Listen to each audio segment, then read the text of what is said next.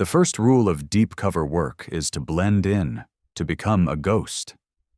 After 6 months of living inside a violent, anti-government militia, sharing their food, breathing their paranoid air, and pretending to be one of them, all I wanted was quiet. All I wanted was to feel normal again. But the wannabe general next door, a man named Markham, and his little platoon of fake HOA cops decided to make my quiet suburban street their new war zone. They pounded on my door at dawn, dressed in cheap tactical vests and oozing unearned authority. They thought they were making an example of the quiet new guy who didn't attend their ridiculous security briefings. They thought they were arresting a nobody. They had no idea they were trying to put cuffs on a federal agent who dismantles domestic terror groups just like theirs for a living. I've spent my career pretending to be someone I'm not, surrounded by the most dangerous men in the country. I know how they think, I know how they operate, and I know exactly how to take them apart, piece by bloody piece. The moment they put their hands on me, they weren't going to meet the quiet consultant who supposedly worked from home. They were going to meet the real me, and my real job was about to become their worst nightmare.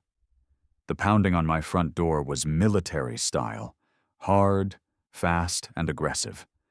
It wasn't the sound of a neighbor in trouble. It was the sound of a deliberate breach. My training kicked in before I was even fully awake. I was out of bed and moving silently, my heart rate steady, my mind cataloging exits and potential weapons. I crept to the peephole, my body already coiled for a fight.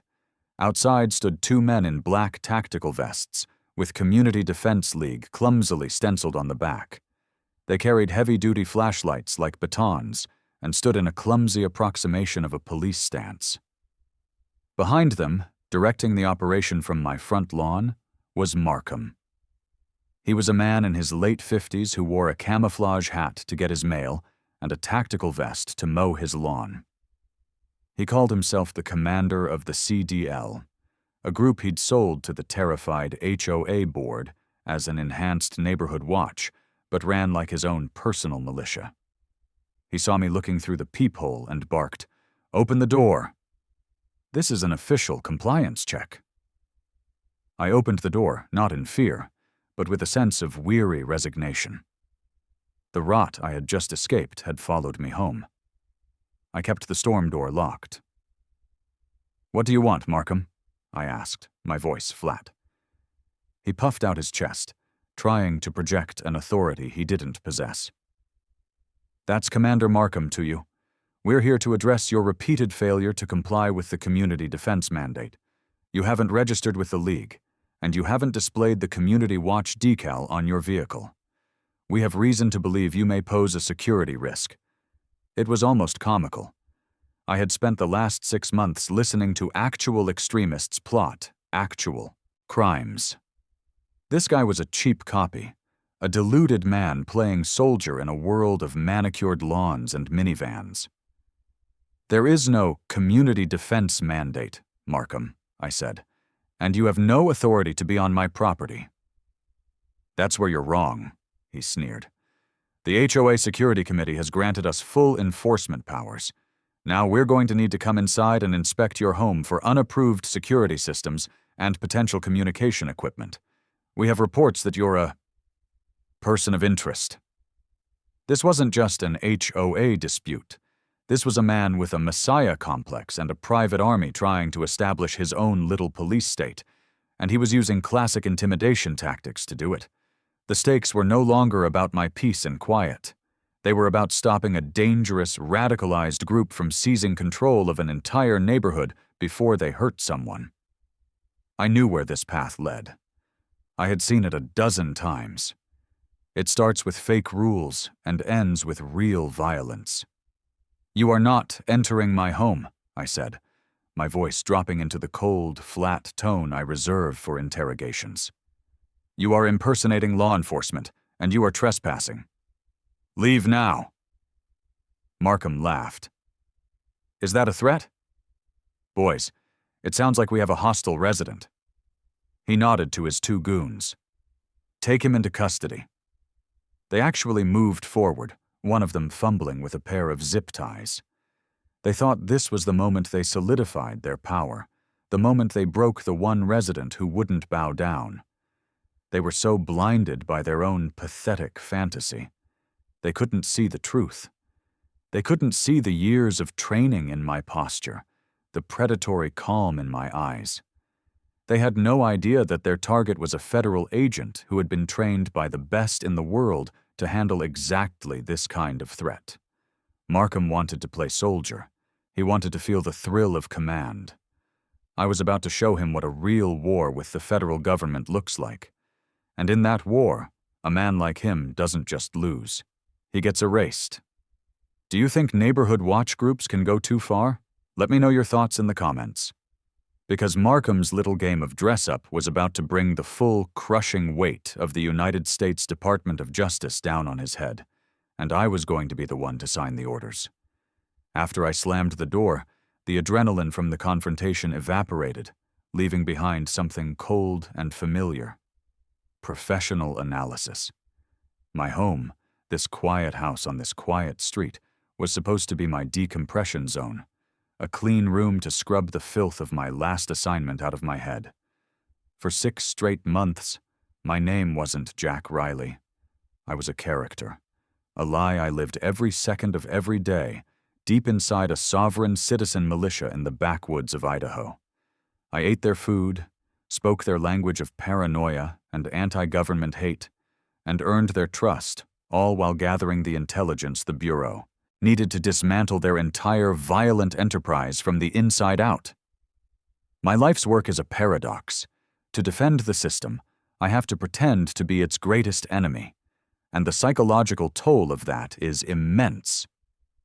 My mandatory leave wasn't a vacation, it was a medical necessity, a period of forced de-radicalization to find my way back to who I really was. And now, the very disease I had just spent half a year fighting had metastasized and appeared on my own doorstep. For the last decade, as a deep-cover operative in the FBI's domestic terrorism unit, I have specialized in profiling and infiltrating extremist groups. I am an expert in the pathology of men like Markham. I can spot the patterns, read the signals, and predict the trajectory from radical rhetoric to violent action. After the door was locked, I sat down at my kitchen table and opened a file in my head, analyzing Markham's Community Defense League as if it were an official FBI threat assessment. The checklist was damningly familiar. First, you have the charismatic autocrat, Markham, a man whose failures in the real world have fueled a desperate pathological need for control and respect in his own tiny sphere of influence. Second, the creation of an other. He manufactures threats from the outside, crime in other towns, suspicious new residents like me, to justify his existence and consolidate his power. Third, the symbols of authority, the tactical vests, the meaningless titles, the quasi-military structure. It's all about creating an illusion of legitimacy, a tribal identity that binds his followers to him. And finally, the escalating rhetoric. I'd overheard snippets from his meetings in his open garage, talk of defending our sovereignty and enforcing our own laws when the system fails. I had seen this exact playbook before. It always starts with bylaws and patrols. It ends with stockpiled weapons and a standoff. My cover in this neighborhood was, by necessity, a ghost. I was Jack Riley, a security consultant who worked from a home office. My neighbors saw a quiet, unassuming man who kept to himself. This was tradecraft, a habit of operational security I couldn't break. I built firewalls around my life. My quietness made me an easy target for a bully like Markham, who mistakes stillness for weakness. But it also meant he had no idea what was living right next to him. He was poking a hornet's nest, assuming it was an empty birdhouse. My isolation was both a vulnerability and my greatest weapon. I had no local allies, but my enemy had absolutely no intelligence on the true nature of his target. Later that day, My elderly neighbor from across the street, Mrs. Gable, came over, using a plate of cookies as a pretext. Her hands trembled slightly as she stood in my doorway. "I saw what happened this morning," she whispered, her eyes darting nervously towards Markham's house. "I'm so sorry, Jack." "He's getting worse." She told me everything. How Markham had used a recent string of petty car break-ins in the next town over to stoke fear at an HOA meeting. How he'd bullied the previous, mild-mannered security committee chairman into resigning and then seized the position for himself. How he held mandatory security briefings in his garage, where he would rail against outside threats and uncooperative residents. "He's scaring people," she said, her voice barely audible. "The official HOA board is terrified of him. They just let him do whatever he wants. He's got this whole group of men who follow him around like he's a general. Who do we even report him to?" She was right. The official channels were compromised. The system that was supposed to protect the residents had been neutered by the very man who was now terrorizing them. The local police wouldn't intervene in an internal HOA matter without a clear and obvious crime. Markham was operating in the gray area of the law, a space of legal ambiguity and psychological intimidation that he had masterfully created for himself. But I don't live in the gray area. I am an expert in it. I have spent my career navigating the shadows, learning the language of the wolves. As I thanked Mrs. Gable and closed the door, I made a decision. My mandatory leave was over. This wasn't just a nuisance anymore. It was a budding domestic threat, and it was growing in my own backyard. I couldn't call it in officially without blowing my cover and triggering a bureaucratic nightmare that would take months to unfold. I had to handle this myself, using the skills they paid me to perfect. It was time to open a new, unofficial case file. I called it Operation Takedown Markham. My first night of Operation Takedown Markham was spent not in the field, but in a deep dive of open-source intelligence. Every corrupt organization has a paper trail, and I knew Markham's amateur outfit would be leaking information like a sieve. The official HOA board was a ghost. A quick search of their website showed meeting minutes that were 6 months out of date, and a list of board members whose contact information had been removed. It was a classic sign of a puppet government. They were figureheads, terrified into inaction, having completely ceded their authority to the one committee that now held all the real power, Markham's Community Defense League, which he had deceptively rebranded from the original Security Committee. He had used a manufactured crisis, a handful of car break-ins in a town 10 miles away, to stoke a fire of paranoia. He presented himself as the only solution, the strong leader who could protect them from the invading hordes. The board, in its cowardice, had not only given him their blessing, they had given him their budget. The money was the key. I dug into the HOA's latest financial statement, which Mrs. Gable had thankfully saved. The line item for security enhancements was grotesquely bloated, accounting for nearly 40% of the community's annual dues. I traced the payments to a single vendor, an online tactical supply company based out of Nevada. A little more digging revealed the owner of the company also ran a preparedness consulting business. The pattern was textbook. Markham was using resident funds to buy overpriced, unnecessary tactical gear, plate carriers and ballistic helmets for a neighborhood watch, and in return, the supplier was likely giving him a hefty kickback in the form of a consulting fee. He wasn't just a wannabe general, he was a common grifter, profiting from the very fear he was so skilled at creating. He had wrapped his greed in a flag of community safety, and the residents were paying for the privilege of their own oppression. The human cost of his little empire was even uglier than the financial corruption. Mrs. Gable had told me about the Petersons, a young family who had moved in a few months before I did. Their only crime was that their cars still had out-of-state license plates while they waited for the DMV. To Markham's paranoid mind, this made them transients, renters, potential infiltrators. He made them his personal project. The Community Defense League began a campaign of systematic harassment. They would park their ridiculous pseudo-patrol car outside the Petersons' house for hours at a time. At night, they would shine high-lumen flashlights into their children's bedroom windows under the guise of a security sweep. They plastered official-looking violation notices on their front door for suspicious residency status and failure to integrate. It was a vicious, xenophobic campaign of psychological warfare designed to make them feel unwelcome and unsafe. It worked. The Petersons, a decent family just trying to build a life, sold their house at a loss and moved out in under 2 months. Markham had celebrated their departure in one of his garage briefings as a victory for community purity. He wasn't just enforcing rules, he was purging anyone who didn't fit his twisted ideal.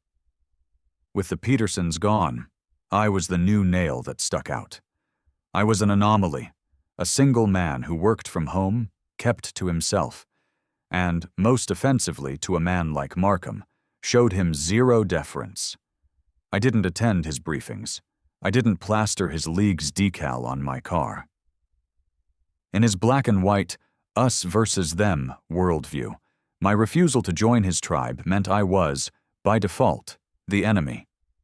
And so his low-grade war of intimidation began.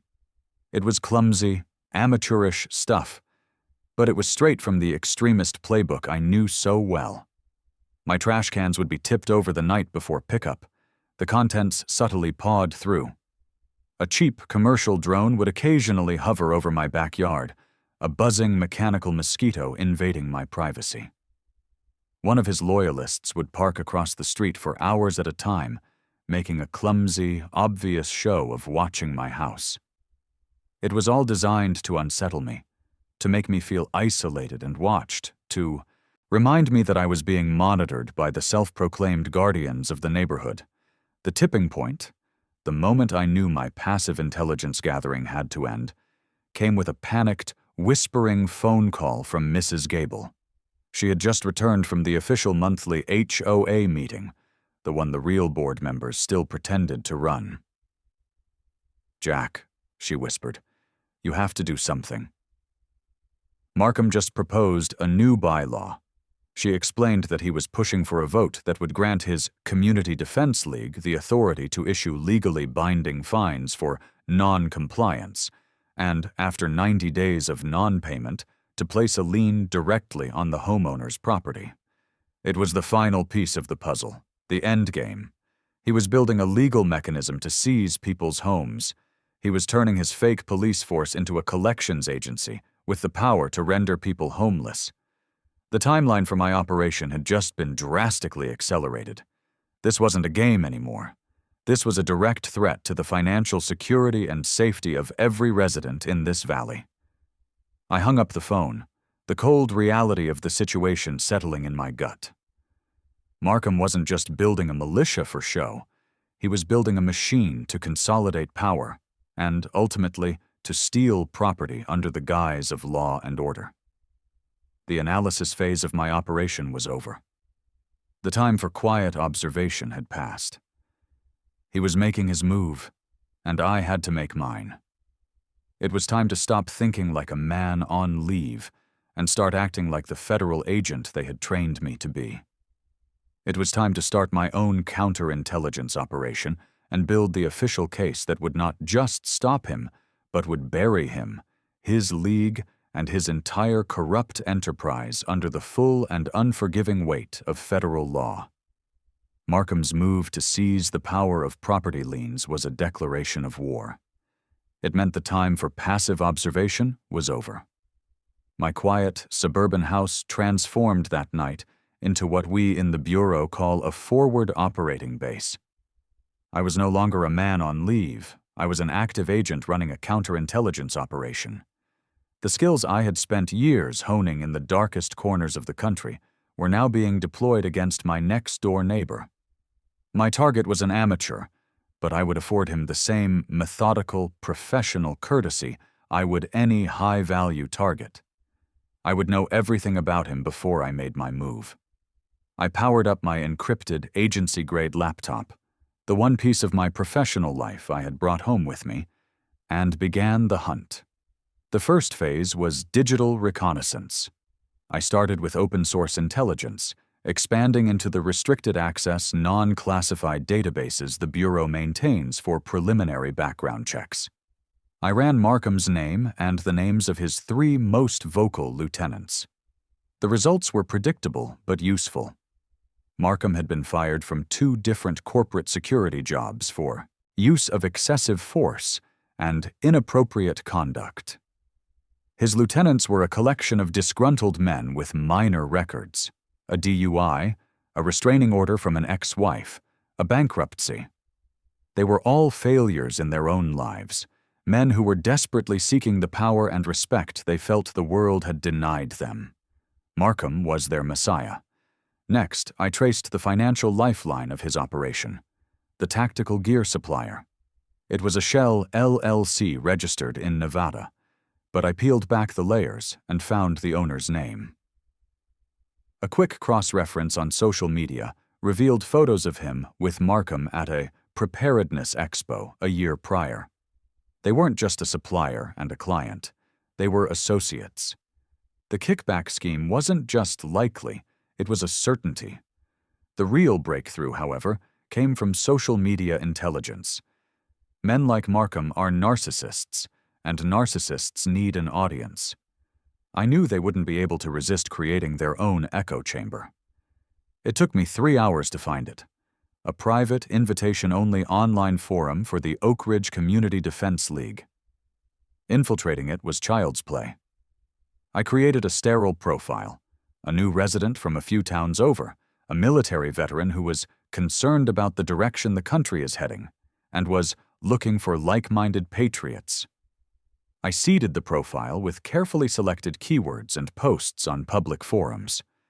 Within a day, one of Markham's lieutenants had sent me an invitation. I was in. And what I found was the mother lode. It was a cesspool of paranoia, conspiracy theories, and barely concealed extremist rhetoric. They weren't just talking about neighborhood watch patrols, they were talking about a complete societal collapse. Crucially, I found the thread that crossed the line from civic absurdity to federal crime. It was a discussion board titled Rules of Engagement. In it, Markham and his inner circle were discussing how to handle encounters with hostile government actors, including local police who didn't respect their authority. They debated the legality of performing a citizen's arrest on federal agents who might be conducting illegal surveillance. One of them had posted a link to a sovereign citizen website detailing how to identify and neutralize federal assets. This was it. This was the smoking gun. This wasn't just a group of HOA bullies. This was a group of men actively discussing and planning for a confrontation with the federal government. In the cold, precise language of the law, their online chatter was beginning to meet the legal criteria for 18 U.S. Code Section 2384, seditious conspiracy. They had just made themselves a legitimate domestic terror threat. And in doing so, they had made themselves my official business. I began meticulously screenshotting and archiving every post, every comment, every user profile, building the framework of a federal indictment. With the digital evidence secure, it was time to move to physical surveillance. My tradecraft is designed for hostile environments, and applying it to this quiet suburban street felt like bringing a sniper rifle to a knife fight. I installed a series of micro cameras, no bigger than a screw head, around my property. One in a birdhouse, one in a lawn ornament, one behind the trim of my front window. They gave me a 360-degree high-definition view of the entire cul-de-sac. For audio, I used a portable parabolic microphone, a piece of equipment that could pick up a conversation from 200 yards away. From the comfort of my home office, I could now watch and listen to every one of Markham's security briefings in his open garage. For the next week, I gathered a mountain of evidence. I had video of their clumsy patrols, where they would illegally stop and question delivery drivers. I had audio recordings of Markham's unhinged paranoid rants, where he would refer to me as a potential federal infiltrator and discuss plans to quarantine my home. I built a complete psychological profile of him, a dangerously unstable narcissist who was escalating his rhetoric with each passing day. I had a full financial trace of the kickback scheme, a stack of witness statements from terrified neighbors like Mrs. Gable, and a digital archive of their seditious online conspiracy theories. The investigation was complete. The dossier on my encrypted hard drive was an airtight federal case, a weapon that could send Markham and his lieutenants to federal prison for a very long time. I could have called in the cavalry right then and there, brought in a full FBI SWAT team, and kicked down his door. But a good agent doesn't just build a case. He chooses the time and place of the takedown for maximum strategic effect. Markham was planning to push his bylaw through at the upcoming emergency HOA meeting. He thought it was going to be his coronation, the moment he was granted the legal power to match his ambition. He had no idea it was going to be his execution. The night of the emergency HOA meeting was Markham's coronation, or so he thought. I didn't attend. I was in my home office, monitoring the proceedings through the long-range microphone I had aimed at the community center's open window. I listened as he whipped his followers into a frenzy. He presented his dossier on me, a pathetic collection of blurry photos of my car and a log of my comings and goings. He painted me as a dangerous outsider, a federal spy, he spat, sent to disrupt their perfect community. His voice rose to a fever pitch as he called for a vote, not on a bylaw, but on an action. He demanded the authority from the attendees to detain and question me for the safety of the neighborhood. The motion, fueled by fear and paranoia, passed with a roar of approval. The tribunal had reached its verdict, and now they were coming to carry out the sentence. I watched them on my surveillance monitors, a small mob of about 30 people, a mixture of his hardcore League members and terrified residents swept up in the hysteria, marching down the street toward my house. It was a classic escalation, a textbook move to use mob pressure to force a confrontation. They surrounded my property, a ring of nervous, angry faces illuminated by the flashlights they carried like torches. Markham, standing on my lawn as if he had already conquered it, bellowed through a cheap megaphone. "Jack Riley, the community has found you in violation of our safety codes. We demand you come out and face this tribunal." It was a pathetic, theatrical display, but the menace was real. The potential for violence was hanging thick in the air. This was the moment I had been waiting for. This was the overt act. Inside my house, I was a coiled spring of calm. My work had prepared me for this exact moment 1,000 times over. While they were shouting in the dark, I made one quiet phone call. It was to my direct superior, the special agent in charge of the regional FBI field office. "Sir," I said, my voice low and steady, "the domestic extremist group I've been monitoring is currently escalating as predicted. We have an armed mob, approximately 30 individuals, outside my residence. The leader has declared his intent to perform an unlawful citizen's arrest. I believe they are about to make forcible entry.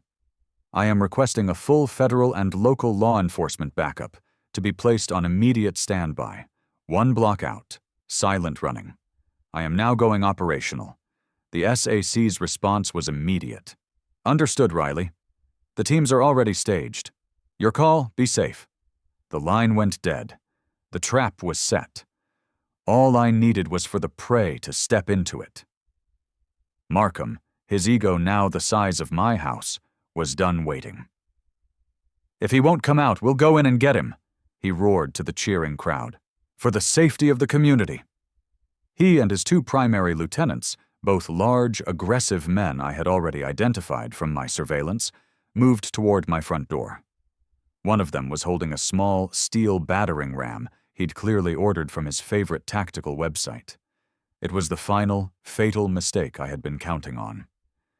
I watched on my monitor as they braced themselves. The door splintered and crashed inward, and the three of them stormed into my darkened entryway, high on their own power, ready to drag the quiet consultant out to face their mob justice. The inside of the house was pitch black. They paused for a second, their eyes struggling to adjust from the glare of their flashlights. That second was all I needed. I moved not like a resident, but like an operator. Before the first man could even process I was there, I had his wrist, twisting it in a pain compliance hold that sent a jolt of pure agony up his arm, forcing him to his knees with a strangled cry. The second man charged, and I used his own momentum against him, executing a swift armbar takedown that slammed him face first onto the hardwood floor. It was over in less than 3 seconds. No fists, no messy brawl, just the clean, brutal efficiency of applied physics and years of training. They were both neutralized, groaning on the floor, their zip ties scattered uselessly beside them. Markham was left standing alone in the center of the room, his battering ram hanging limply in his hand, his face a mask of stunned disbelief. The triumphant commander of the Community Defense League was now just a terrified, middle-aged man standing in the dark, having just witnessed his 2 best soldiers get dismantled like children's toys. He stared at me, his mouth agape, the gears in his brain grinding to a halt. I didn't look at him. I didn't say a word to him. I calmly straightened my shirt, tapped the small, nearly invisible microphone clipped to my collar, and my voice, calm and procedural, echoed in the sudden, tomb-like silence of the room. This is Special Agent Riley, badge number 734. I have 2 subjects in compliance holds. The primary subject is contained. We have forcible entry and assault on a federal officer. I am executing an arrest. I paused, letting the words hang in the air for Markham to fully comprehend. Greenlight the takedown. I repeat, greenlight the takedown. The effect was instantaneous and overwhelming. The quiet suburban night exploded in a cacophony of sirens and flashing lights. From both ends of the street, FBI tactical vans and marked local police cruisers swarmed the cul-de-sac, their tires screeching as they formed a hard perimeter. Heavily armed agents in full tactical gear poured out, establishing positions, their rifles aimed at the stunned and terrified crowd on my lawn. The mob, which seconds before had been a chanting, aggressive force, dissolved into a panicked herd of individuals, scattering in every direction, desperate to disassociate themselves from what was happening. Markham stood frozen in my hallway, his face cycling through rage, confusion, and finally, a dawning, abject horror as he realized the catastrophic scale of his miscalculation. The front door, or what was left of it, was filled by the silhouette of the SAC, a grim-faced man in a Navy FBI windbreaker. He strode into the room, his eyes taking in the scene. The 2 moaning men on the floor, me standing calmly, and the trembling, handcuffed Markham. The SAC gave me a slight, professional nod, then turned his cold, hard gaze on the wannabe general. Markham started babbling, the words tumbling out in a panicked stream. "You can't do this! This is entrapment! We have rights! We were securing our community!" The SAC looked at him not with anger, but with a kind of weary contempt. "Son," he said, his voice as cold and dead as a winter night, "you didn't just get entrapped. You and your friends just assaulted a federal agent during a live domestic terror investigation. Right now, your rights are the absolute least of your problems." The immediate aftermath was a scene of controlled, professional chaos. While Markham and his lieutenants were being placed in the back of FBI vehicles, their tough guy facades having crumbled into masks of pure terror, the Bureau's evidence response team was already at work. They moved with a quiet, practiced efficiency that I knew well, taping off my property as a federal crime scene, documenting the splintered door, and collecting the discarded zip ties and battering ram for the chain of custody. I stood with the SAC, giving my official statement under the flashing blue and red lights, the detached clinical language of my report a stark contrast to the violent reality of what had just occurred. The switch had been flipped. This was no longer my personal problem. It was now a full-blown federal domestic terrorism investigation. Markham had wanted to play war. Now, the real soldiers had arrived. Based on the detailed dossier I had already compiled, federal search warrants were signed by a judge before the sun came up. The pre-dawn raids were executed simultaneously on the homes of Markham and his 5 key lieutenants. It was a swift, overwhelming show of force. They found exactly what I had predicted they would. Markham's garage wasn't just a place for meetings. It was a small arsenal. They found a collection of illegally modified rifles, thousands of rounds of ammunition, and body armor purchased with the HOA dues of my neighbors.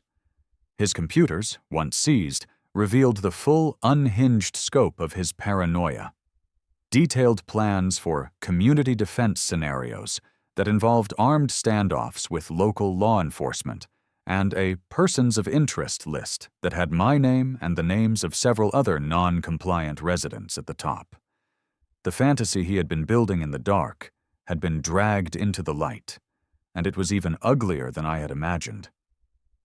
The interrogations were a predictable study in human cowardice. I wasn't in the rooms, but I got the reports from the agents who were. Markham, stripped of his tactical vest and his audience, crumbled under the first hour of professional questioning. He tried to blame his followers, painting himself as a concerned citizen who had simply gotten carried away. His lieutenants, faced with a decade or more in federal prison for assaulting a federal officer and seditious conspiracy, turned on him and on each other with the speed of starving wolves. The vaunted brotherhood of the Community Defense League dissolved in a flurry of accusations and desperate attempts to cut a deal. They gave up everything. The kickback scheme with the gear supplier, the names of every member, the details of their intimidation tactics against the Peterson family and Mr. Henderson. Their pathetic little militia, built on a foundation of bluster and fear, disintegrated under the first real pressure it had ever faced. While the criminal case was being built, the original HOA, the weak, terrified board that had allowed Markham to seize power, began to implode. My office sent a formal notification to each board member, informing them they were material witnesses in a federal investigation. Faced with the threat of conspiracy charges themselves, not to mention the deluge of lawsuits from residents for gross negligence, their unified silence shattered. They turned over every financial record, every email, every meeting minute, providing a detailed timeline of how Markham had bullied and manipulated them into funding his fantasy army. They weren't just cooperating.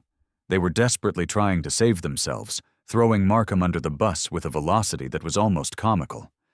The public fallout was immediate and catastrophic for the neighborhood's reputation. The story hit the national news, not as a simple HOA dispute, but as the bumbling HOA militia that had accidentally declared war on a deep-cover FBI agent. The community became a national laughingstock, a cautionary tale of suburban paranoia run amok. The HOA's directors and officers' insurance carrier, having seen the federal indictment, officially and publicly revoked their policy, leaving the board members personally exposed to the coming legal Armageddon. That was the final blow. In a single mass email sent from a generic address, the entire HOA board announced their immediate resignation. The organization that had enabled Markham was now a headless corpse, financially ruined and legally toxic. A few days later, I was in a debriefing with the SAC, reviewing the mountain of evidence we had seized. He pointed to a series of invoices from the tactical gear supplier. "This is interesting," he said, The name of this company has popped up in 2 of our other ongoing domestic terror investigations in neighboring states." He pulled up the interrogation summary of one of Markham's lieutenants. The man had confessed that the supplier didn't just sell them gear, they provided training materials and ideological support, actively encouraging the formation of these so-called community defense groups. The pieces clicked into place. Markham wasn't an isolated case. He was a franchise, a symptom of a much larger, more organized disease. The SAC looked at me, a grim understanding in his eyes. "Markham was a clown playing soldier," he said. "But the people who sold him his costume and his guns, they're the real threat. They're building a network of these little time bombs all over the country." He closed the file and pushed it across the table toward me. "Looks like your work isn't done, Riley. This is your world. I want you to lead the investigation into this supplier. Find the head of the snake." The conclusion of the Markham case was swift and absolute. With the evidence from my dossier and the full confession of his own lieutenant, a federal grand jury took less than a day to hand down a multi-count indictment. Markham and his inner circle were charged with a slate of federal crimes, including assault on a federal officer and, most seriously, seditious conspiracy. They weren't just facing fines or a few years in a state prison. They were facing decades in a federal supermax. Their fantasy of being revolutionary patriots had slammed into the steel-hard reality of the United States legal code. Their little war was over before it had even truly begun. The public humiliation was, perhaps, even more devastating than the legal charges. The story became a national news item, but not in the way Markham would have wanted. He wasn't portrayed as a dangerous mastermind or a charismatic leader. The media, armed with the details of his tactical gear kickback scheme and his pathetic garage briefings, branded him and his followers as the cul-de-sac commandos and the bumbling HOA militia. They became a national laughingstock, a meme, a cautionary tale about what happens when suburban boredom and paranoid delusions collide. For a man whose entire identity was built on a desperate need for respect and authority, the ridicule was a fate worse than prison. He had craved power and instead had become a punchline. Back in the neighborhood, the atmosphere changed overnight. The fear that had gripped the residents was replaced by a profound sense of embarrassment and relief. The Community Defense League, now synonymous with federal crime and national ridicule, was a toxic memory. The remaining HOA board members, facing a tidal wave of lawsuits from residents, formally and permanently dissolved the organization's charter. The reign of the HOA was over.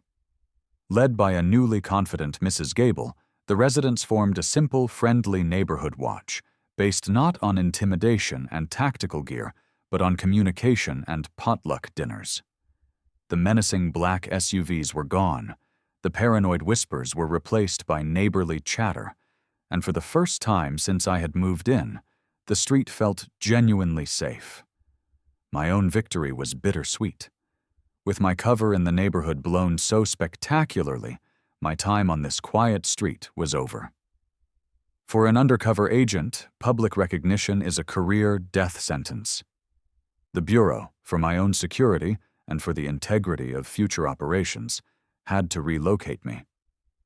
As I packed up my house, I looked out the window at Mrs. Gable watering her flowers and a group of kids playing on the lawn where Markham's goons had once patrolled. I hadn't gotten the quiet, peaceful leave I had so desperately needed, but I had accomplished something more important. I had fulfilled my oath. I had recognized a threat to the peace and security of my community, and I had neutralized it. I had protected these people, even if they never truly knew the full story.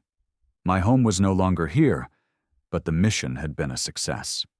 On my last day, I stood in the SAC's office at the field office, my relocation orders on his desk. He pushed a new, thick file across the polished wood towards me. On the cover was the logo of the tactical gear supplier, the company that had armed and encouraged Markham. Markham was a symptom, the OSAC said, his voice grim. This company is the disease. They're seeding these little militias all over the country, profiting from paranoia. The intel you gathered has given us our first real opening to take down their entire network from the inside. I opened the file. Inside was a new identity, a new backstory, a new life designed to get me inside the organization that had helped create the monster next door. The quiet life, the dream of normalcy, would have to wait. There was another fire to put out. I looked up from the file and met the SAC's gaze. A grim, familiar smile touched my lips.